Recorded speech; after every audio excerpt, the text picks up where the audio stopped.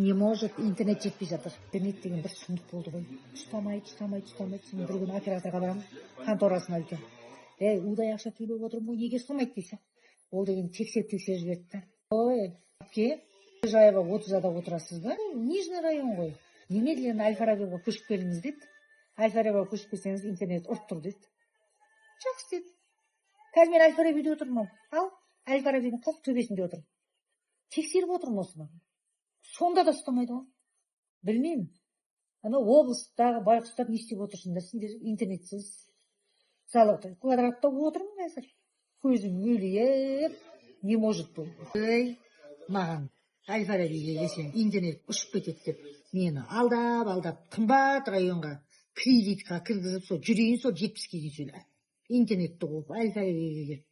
Қой құрсын, облысында тыныш тұрайын. Какая разница? Золотой квадратында осы интернет, Алматы облысында да осы интернет.